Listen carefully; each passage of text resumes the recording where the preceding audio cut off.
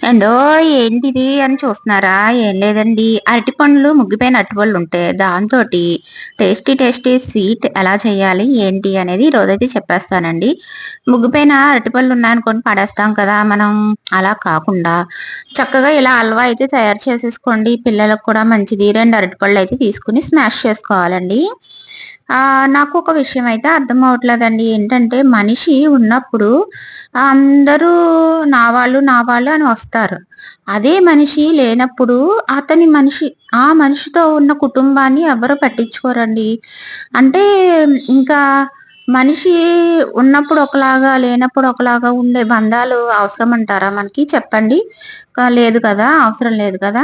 మనిషి ఉన్నా లేకపోయినా ఎలా ఉన్నావా అని పలకరించే బంధాల కోసమే మనం ప్రయత్నించాలండి. సో, ఎవరు ఏమీ బెంగ పెట్టుకోకండి. వాళ్ళు పలకరించలేదు, వీళ్ళు పలకరించలేదు అనేసి. ఎందుకంటే మనిషి డబ్బుని బట్టి బంధాలనేవి వస్తాయండి.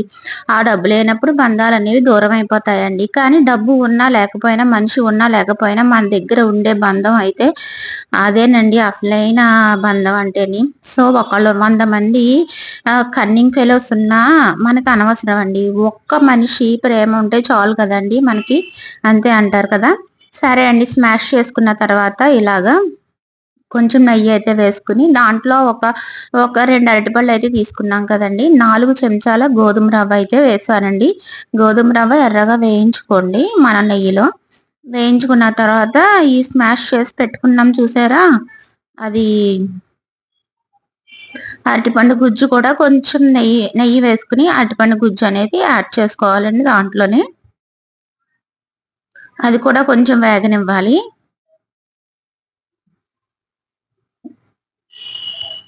అంతేనంటారు కదండీ! చాలా మంది విషయంలో ఇలాగే జరుగుతా ఉంటదండి. చాలా మంది దగ్గర నేను చూసాను. అండి ఆయనున్నప్పుడు అందరూ వచ్చేవారు. ఆయన ఎప్పుడైతే ఎళ్ళిపోయారో ఎవ్వరు పట్టించుకోవట్లేదండి. వాళ్ళ తరపు ఎవ్వరు పట్టించుకోవట్లేదండి అనేసి అంటా ఉంటారు.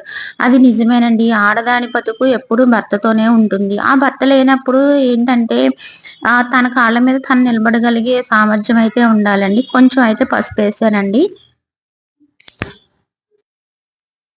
ఇలాగా అరటిపండు అనేది నేతిలో కొంచెం సేపు వేయించుకున్న తర్వాత ఈ నూక 2 కలిపి బాగా మిక్స్ చేసేసేయండి. తర్వాత మనకి 4 చెంచాలైతే గోధుమ రవ్వ తీసుకున్నాం కాబట్టి 2 గ్లాసులు పాలైతే యాడ్ చేసుకోవాలండి. ముందు కొంచెం, తర్వాత కొంచెం అలా యాడ్ చేసుకోవాలి. ఒకేసారి కాదు ఉండలు చుట్టుకుపోతుంది.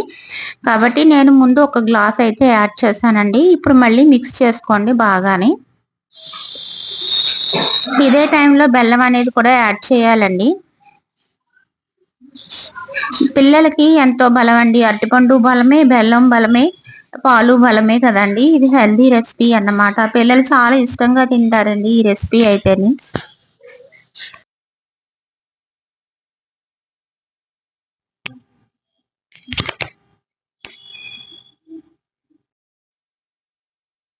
ఇలా మిక్స్ చేసుకుంటా ఉండగా మనకి కొంచెం గట్టి పడతదండి.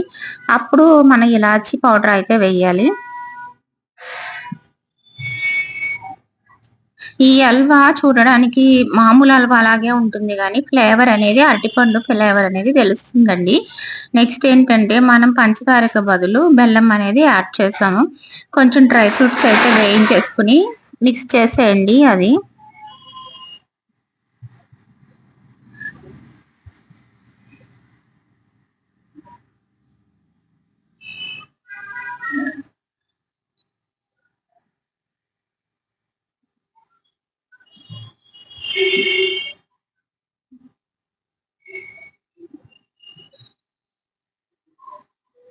ఇలా వేగిన తర్వాత మిగిలిన మిశ్రమాన్ని కూడా బాగా కలిపేసుకోండి. ఇప్పుడు మళ్ళీ ఇంకో గ్లాస్ పాలనేది యాడ్ చేస్తానండి నేను. ఈ నూకనేది బాగా ఉడికిపోవాలన్నమాట. ఈ అరటిపండు గుజ్జులోని, పాలలోని. సో, మనకి ఫ్లేవర్ అనేది బనానా ఫ్లేవర్ తగులుతుందండి. చాలా వచ్చిందండి. ఒకసారి ట్రై చేయండి పిల్లలకు కూడా. ఇంకో గ్లాస్ పాలైతే పోసి మళ్ళీ కలిపానండి. కమ్మగా, తియ్యగా బనానాస్ ఫ్లేవర్ తోటి, డ్రై ఫ్రూట్స్ తోటి కలర్‌ఫుల్‌గా చాలా బావుందండి. చాలా పెర్ఫెక్ట్‌గా అయితే వచ్చిందండి. నెయ్యి కూడా మంచిదేనండి. మనం అతిగా తినకూడదు. ఎంత తినాలో అంత తింటే అది కూడా మంచిదేనండి. దాంట్లో కూడా కాల్షియం అనేది ఉంటుంది. దీంట్లోనేమో అరటిపండు కూడా చాలా మంచిదండి. మనకి మెగ్నీషియం అది ఉంటుంది. సో, ఇవన్నీ కలిపి చేసిన పదార్థం కాబట్టి హెల్తీ రెసిపీ అండి. చిన్న పిల్లలకి కూడా పెట్టొచ్చండి. ఉడికిపోయిందండి. మనకి హల్వా అనేది రెడీ అయిపోయింది.